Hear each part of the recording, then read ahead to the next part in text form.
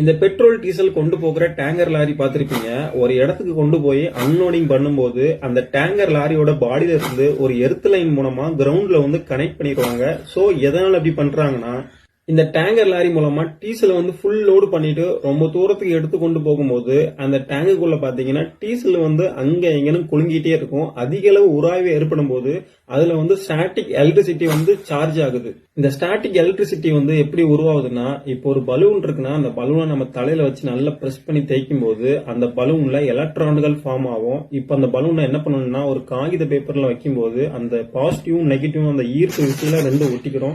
இதுதான் ஸ்டாட்டிக் எலக்ட்ரிசிட்டின்னு சொல்லுவாங்க.